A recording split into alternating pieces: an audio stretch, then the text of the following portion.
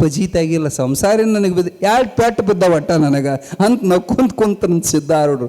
ಅವ್ರು ಏನು ಹಚ್ಕೊಂತಿದ್ದಿಲ್ಲ, ಯಾರು ಹೊಡೆದ್ರು ಬಿಡೋದ್ರು ಅವರು ಸಮಾನ ಭಾವದಿಂದ ಇರ್ತಿದ್ರು ಸಿದ್ಧಾರೂಢಪ್ಪವರು. ಆ ಹುಡುಗರು ಕೂಡ ಒಂದು ದಿನ ಇತ್ಲಾಗ ಏನು ಗದ್ಲಕತ್ ನೋಡ್ರಿ, ಇವರವ ಹುಡುಗ್ರು ಏನು ಬೇರೆವಲ್ಲವು. ಮತ್ತು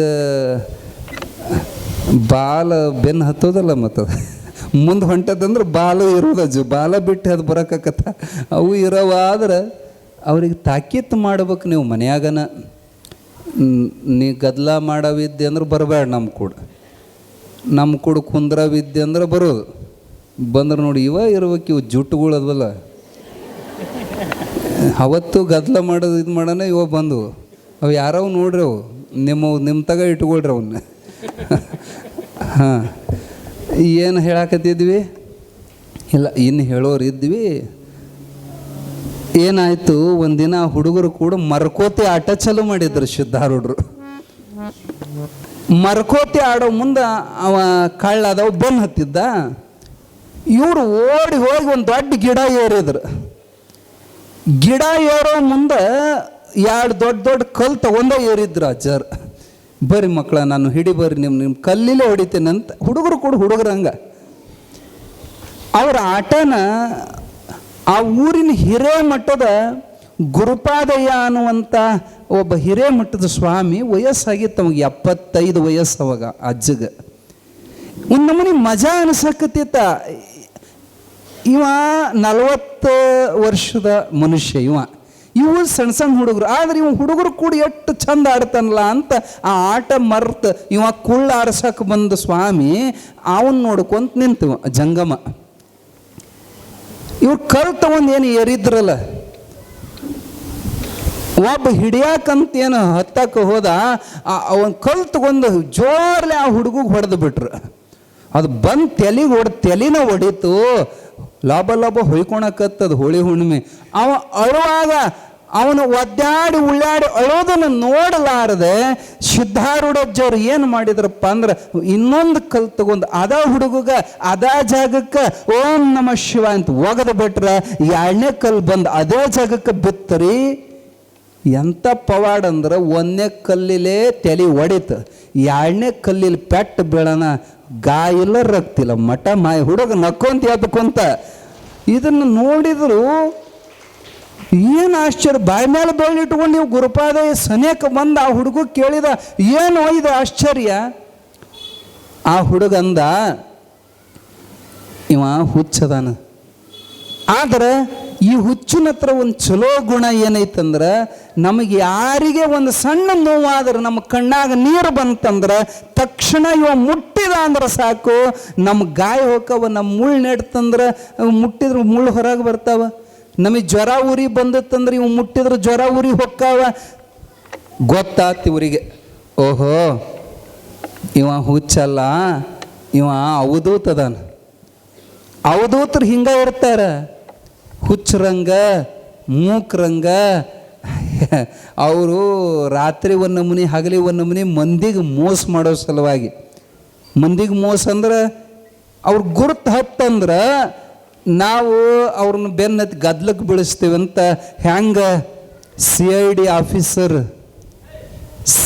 ಆಫೀಸರ್ ತನ್ನ ವೇಷ ಮರಿ ಮಾಡ್ಕೊಂಡು ತನ್ನ ಕೆಲಸ ಡ್ಯೂಟಿ ಮಾಡ್ತಾನಲ್ಲ, ಇಂಥ CID ಆಫೀಸರ್ ಗತಿ ಇವ ಮಳ್ಳು ಮಂದಿ ಕಣ್ಣಿಗೆ ಮಳ್ಳು ನಂಗೆ ಕಾಣ್ತಾನ. ಒಳಗೆ ಹುಚ್ಚ, ಹೊರಗೆ ಹುಚ್ಚ, ಒಳಗೆ ಎಚ್ಚರ. ಯಪ್ಪ ಇವ ಎಲ್ಲಿರ್ತಾನ? ಆ ಚಿದ್ಗನನ ಸಮಾಧಿಯಾಗಿರ್ತಾನ. ಮತ್ತು ಇವ ಏನು ಉಣ್ತಾನ? ನಮಗೆ ಬೇಡ್ಕೊಂಡ ರೊಟ್ಟಿ ಪಟ್ಟಿ ಕೊಡ್ತೇವೆ, ಬೇಡ್ಕೊಂಡು ತಿಂತಾನ. ಕೊಡಲಿಲ್ಲ ಅಂದ್ರೆ ಕುರಿ ಕಾಯಿ ಹುಡ್ರ ಹತ್ರ ಕುರಿ ಹಾಲು ಬೇಡ್ಕೊಂಡು ಕುಡಿತಾನ. ಇಲ್ಲ ನಾವು ದನಿನ ಹಾಲು ಏನಾರ ಕೊಟ್ರೆ ಕುಡಿತಾನ. ಏನೋ ನಾವು ಕೊಡಲಿಲ್ಲ ಅಂದ್ರೆ ಹೆಗ್ಗೆರಿ ಮೆಕ್ಕಲ ಮಣ್ಣನ್ನು ಪುಡಿ ಮಾಡಿಕೊಂಡು ನೀರಾಗ ಕಲಿಸ್ಕೊಂಡು ರಾಡಿ ನೀರು ಮಣ್ಣ ಕುಡಿತಾನಂದಾಗ ಹೊಟ್ಯಾಗ ಸಂಕಟ ಆತು ಗುರುಪಾದಯ್ಯ. ಇಂಥ ಮಹಾತ್ಮ ಮಣ್ಣು ತಿಂತಾನ. ಅಯ್ಯೋ ಹಿಂಗೆ ಮಾಡಬಾರದು. ಇವನಿಗೆ ದಿನಾ ನಾವು ಊಟ ತಂದು ಕೊಡ್ಬೇಕಂತ ಮನಸ್ಸಿನ ಸಂಕಲ್ಪ ಮಾಡಿದ ಗುರುಪಾದಯ್ಯ. ಕಣ್ಣಾರ ಪವಾಡ ನೋಡ್ಯಾನ, ಈ ಮಹಾತ್ಮನ ಪಾದಕ್ಕೆ ಹಣಿ ಹಚ್ಚಿ ನಮಸ್ಕಾರ ಮಾಡ್ಬೇಕಂತ ಮರದ ಬುಡಕ್ಕೆ ಬಂದ ನಿಂತ.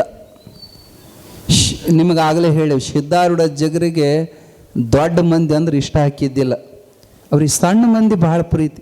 ಕೊನೆತನೂ ಅಷ್ಟೇ, ದೊಡ್ಡ ದೊಡ್ಡ ಶ್ರೀಮಂತರವರಿಗೆ ಇಷ್ಟ ಹಾಕಿದ್ದಿಲ್ಲ, ಮಧ್ಯಮ ವರ್ಗವನ್ನು ಪ್ರೀತಿಸಿದವರು ಜಗದ್ಗುರು ಸಿದ್ಧಾರೂಢರು. ಅವರಿಗೆ 31 ಸಂಸ್ಥಾನದ ರಾಜರು ಶಿಷ್ಯರು, ಸಿದ್ಧಾರೂಢರಿಂದ ದೀಕ್ಷೆ ತಗೊಂಡವರು 31 ಸಂಸ್ಥಾನ ರಾಜರು. ಆದರೆ ಅವ್ರ ಮಟ್ಟಕ್ಕೆ ಬರಬೇಕಾದ್ರೆ ರಾಜಗೂ ಅಟ್ಟ ಕಿಮ್ಮತ್ತು, ಒಬ್ಬ ಸಾದಾ ಭಿಕ್ಷುಕಗೂ ಅಷ್ಟ ಕಿಮ್ಮತ್ತು. ಎಲ್ಲರೂ ಕೆಳಗೆ ಕುಂದಿರ್ಬೇಕು, ಯಾರಿಗೂ ಕುರ್ಚಿ ಹಾಕಿ ಮೇಲೆ ಕುಂದರಿಸ್ತಿದ್ದಿಲ್ಲ, ಎಲ್ಲರೂ ಸಮಾನ. ಅದರಾಗೂ ಸಣ್ಣ ಮಂದಿನ ಭಾಳ ಹಚ್ಕೊಂತಿದ್ರು, ಸಣ್ಣ ಮಂದಿನ ಭಾಳ ಪ್ರೀತಿ ಮಾಡ್ತಿದ್ರು ಸಿದ್ಧಾರೂಢರು. ಸಣ್ಣ ಮಕ್ಕಳನ್ನು ಭಾಳ ಪ್ರೀತಿ ಮಾಡ್ತಿದ್ರು. ಇವ ದೊಡ್ಡ ಮನುಷ್ಯ ಬಂದು ನಿಂತು ಬಿಟ್ಟಾನ. ದೊಡ್ಡ ಮನುಷ್ಯ ಅಂದ್ರೆ ಜಾತ್ಯಾಗೂ ದೊಡ್ಡ ಮನುಷ್ಯನ ಇವ, ಹಿರೇಮಠದವ. ಕೊಳ್ಳಾಗ ಗುಂಡಗಡಿಗೆ, ಹಣಿ ಮ್ಯಾಲೆ ಇಬತ್ತಿ, ಗೊತ್ತು ಅಜ್ಜಿಗೆ ಎಲ್ಲರ ಹಿಸ್ಟ್ರಿ ಗೊತ್ತು. ಇವ ಹೋಗಲಿ, ಇವ ಹೋದ ಮ್ಯಾಲೆ ಕೆಳಗೆ ಇಳಿಬೇಕಂತ ಸಿದ್ಧಾರೂಢಪ್ಪ ಇಳಿವಲ್ಲ. ಇವತ್ತು ಕತ್ಲಾಗಿ ನಾಳೆ ಬೆಳಕು ಹರಿಲಿ, ಇವ ಕೆಳಗೆ ಇಳಿವತ್ತನ ನಾವು ಹೋಗೋದಿಲ್ಲ ಅಂತ ಇವ ಗಟ್ಲೆ ಕುಂತ. ಅವನು ಕುಂತ ಬ್ಯಾಸರಾತ ಅಜ್ಜಗ. ಇವ ಹೋಗಂಗೆ ಕಾಣಂಗಿಲ್ಲ ಅಂತ ಸಾವಕಾಶ ಕೆಳಗೆ ಇಳಿಯಾಕ ಕತ್ತಿದ್ರು. ಓಡಿ ಹೋಗಿ ಕಾಲು ಹಿಡಿದವ, ಯಾಕೆ ಮತ್ತೆ ತಪ್ಪಿಸ್ಕೊಂಡು ಓಡೋಗ್ಬಿಟ್ಟಂದ್ರೆ ಅದಕ್ಕೆ ಓಡಿ ಹೋಗಿ ಅವ್ರ ಕಾಲು ಹಿಂಗೆ ಹಿಡಿಯಾಕಿ ನಮಸ್ಕಾರ ಮಾಡಾಕಂತ ಹಿಂಗೆ ಬಗ್ಗಿದ. ಸಿದ್ಧಾರೂಢಪ್ಪಗೆ ಸಿಟ್ಟು ಭಾಳ ಬಂದಿತ್ತು ರೀ. ಯಾಕೆ 2 ತಾಸು ಕುಂದರ್ಸ ನೀವು ಮರದ ಮೇಲೆ, ಸಿಟ್ಟು ಭಾಳ ಬಂದಿತ್ತು. ಅವನಿಗೆ ಜಾಡಿಸಿ ಒದ್ದು ಬಿಟ್ರು ಸಿದ್ಧಾರೂಢರು. ನಮೂನಿ ಒದ್ದರಂದ್ರೆ ಪಲ್ಟಿ ಹೊಡೆದು ಹೋಗಿ ಬಿದ್ದ. ಇಷ್ಟು ದೂರ ಬಿದ್ದ ಸಿದ್ಧಾರೂಢಪ್ಪನ ಒದತಕ್ಕೆ. ಒದ್ದು ನೋಡಿದ್ರೆ ಅವ ಗಟ್ಟಿ ಬಗ್ತಿದ್ದ, ಅಗದಿ ಗಟ್ಟಿ ಬಗ್ತಿದ್ದ. ಅಪ್ಪ ಧನ್ಯ ಅದು, ನಾನು ಉದ್ಧಾರ ಆದ ಸಿದ್ಧಾರೂಢ, ನೀನು ಒದ್ದು ನಾನು ಉದ್ಧಾರ ಮಾಡಿದಿಲ್ಲ ಪರಮಾತ್ಮ, ಎಂಥ ಆಶೀರ್ವಾದ ಆತೋ. ಒನ್ಯಕನ ನಿಜವಾದ ಭಕ್ತ ಹಿಂಗಿರ್ತಾನ್ರಿ, ಒದೆಯೋದು ಬಿಟ್ಟು ಬಡಿಯೋದು ಬಿಟ್ಟು ಬೇಕಾದ ಬೈರಿ, ಏನು ಮಾಡ್ರಿ, ಅವ ಮಹಾತ್ಮರನ್ನು ಬಿಡೋದಿಲ್ಲ. ಖರೇ ಭಕ್ತ. ಕೆಲವರು ಒಂದು ಸ್ವಲ್ಪ ಮಾತು ಬಿರುಸಾದ್ರೆ, ಸ್ವಾಮಿ ಹಿಂಗೆ ಯಾಕೆ ಹೇಳಿದ್ರು, ಸ್ವಾಮಿಗಳು ಬಾಯಾಗ ಬರುತ್ತವ ಇಂಥ ಮಾತು, ಹಿಂಗೆ ಮಾತಾಡೋದಾ? ಒಂದು ಶಬ್ದ ವ್ಯತ್ಯಾಸ ಆದ್ರೆ ನಾವು ಸ್ವಾಮಿಗಳು ದೋಷ ನೋಡ್ತೇವೆ. ಗಟ್ಟಿ ಭಕ್ತ ಒದ್ರೂ ಸಹಿತ ಹೊಳ್ಳೆ ಬಂದು ಸಿದ್ಧರ ಪಾದವನ್ನು ಗಟ್ಟಿಯಾಗಿ ಹಿಡಿದು ನಮಸ್ಕಾರ ಮಾಡಿ, ಉದ್ಧಾರ ಆದ್ನಪ್ಪ, ಉದ್ಧಾರ ಆದೆ, ಯಜ್ಜ ನಮ್ಮ ಮನೆಗೆ ಹೋಗೋಣ ಬಾ. ನಿಮ್ಮ ಮನ್ಯಾಗ ನಂದೇನು ಕೆಲಸ ಅಂದ್ರೆ ಸಿದ್ಧಾರೂಢರು, ಇಲ್ಪ ಈಗ ನನ್ನ ಅಟ್ಟ ಉದ್ಧಾರ ಮಾಡಿದೆ, ಮತ್ತು ನಮ್ಮ ಮನೆ ಮಂದಿಗೆ ಈಗ ನನ್ನ ಹೆಂಗೆ ಉದ್ಧಾರ ಮಾಡಿದಲ್ಲ, ನಮ್ಮ ಮನೆ ಮಂದಿಗೆಲ್ಲ ಓದಿವಂತಿ ಬಾ ಅಂದವ. ಅಜ್ಜವರು ವಿಚಾರ ಮಾಡಿದರು, ಓಹೋ ಗಟ್ಟಿ ಭಕ್ತಿದ ನೀವು, ನಿಮ್ಮ ಮನೆಗೆ ಬಂದ್ರೆ ನನಗೇನು ಕೊಡ್ತೀಯ? ಅಪ್ಪ ನಮ್ಮ ಮನೆಗೆ ಇದ್ದದ್ದು ಕೊಡ್ತೇನೆಪ್ಪ, ಬಾ. ನಿಮ್ಮ ಮನೆಗೆ ಬರೋ ಮನಸ್ಸಿಲ್ಲ ನಮಗೆ ತಿಳಿದಾಗ ನಾವು ಬರೋರು. ನೀ ಏನು ನಿಮ್ಮ ಮನೆಗೆ ಬಂದ್ರೆ ಕೊಡ್ತಿ, ಅದನ್ನು ಇಲ್ಲೇ ತೊಗೊಂಬಾ ಹೋಗಂದ್ರು. ಆಯ್ತಪ್ಪ, ನೀ ಎಲ್ಲಿ ಹೋಗಬೇಡ, ಇಲ್ಲೇ ಇರು, ನಾ ದೌಡು ಬರ್ತೀನಿ ಅಂತ ಮುದಕ್ಕೆ ಮನೆಗೆ ಓಡಾಕತ್ತು.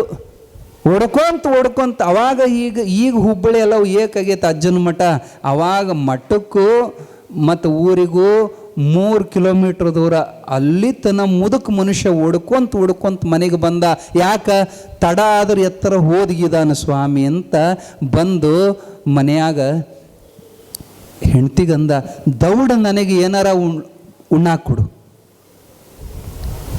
ಯಾಕ ಒಬ್ಬ ಮಹಾತ್ಮ ಸಿಕ್ಕಾನಿವತ್ತು, ಒಬ್ಬ ಶಿವಯೋಗಿಗೆ ಉಣಿಸೋ ಒಂದು ಸೌಭಾಗ್ಯ ಸಿಕ್ಕ ದೌಡ ತಂದು ಕೊಡು. ನನ್ನ ಒಳಗ ಬಂದು ಮಾರಿ ಗಂಟು ಹಾಕ್ಕೊಂಡು ಸುಡುಮ್ ಮಾಡ್ಕೊಂತ ಒಂದು ಬುತ್ತಿ ಗಂಟು ಕಟ್ಕೊಂಡು ಬಂದ್ಲು. ಯಾಕ ಅಕ್ಕಿಗ ಈ ಬುದ್ಧಿ ಇದ್ದಿದ್ದಿಲ್ಲ, ಉಣಿಸೋ ಬುದ್ಧಿ. ಗಂಡುಗಳಿಗರ ಭಾಳ ಉಣಿಸ್ಬೇಕು ತಿನ್ನಿಸ್ಬೇಕು ಇರ್ತದೆ. ಇವು ಹೆಂಡ್ರು ಒಂದೊಂದು ಹಿಂಗಿರ್ತಾವ. ಅವ್ರ ದೋಸ್ತರನ್ನ ಕರ್ಕೊಂಬಂದಿರ್ತಾರೆ, ಚಾಕಿಡ ಅಂದ್ರೆ ಇಲ್ಲ ಚಾಪುಡಿ ಇಲ್ಲ ಅಂತ ಇವು ಒಳಗೆ ಇರ್ತೈತಿ. ಹಾಲಿಲ್ಲ, ಚಾಪುಡಿ ಇಲ್ಲ, ಒಂದೊಂದು ಭಾಳ ನೀಚಿರ್ತಾವೆ. ಇರಲಿ, ಆಕಿಗೆ ಮನಸ್ಸಿದ್ದಿಲ್ಲ. ಯಾಕಂದ್ರೆ ಪಾಪ ಅವ್ರ ಮನೆ ಪರಿಸ್ಥಿತಿನೂ ಅಷ್ಟು ಚಲೋ ಇದ್ದಿದ್ದಿಲ್ಲ. ಯಾಕಂದ್ರೆ ಭಿಕ್ಷಾ ಮಾಡ್ತಿದ್ರು ಅವರು. ಅವಾಗೆಲ್ಲ ಜಂಗಮ್ಮರು ಐನೇರು ಕಾಲಿಗೆ ಜಂಗ್ ಕಟ್ಕೊಂಡು ಹಿಟ್ಟಿನ ಭಿಕ್ಷಾ ಮಾಡಿ ಹೊಟ್ಟಿ ತುಂಬಿಕೊಳ್ಳುವಂಥ ಅತ್ಯಂತ ಕಠಿಣ ಪರಿಸ್ಥಿತಿ, ಬಡತನ.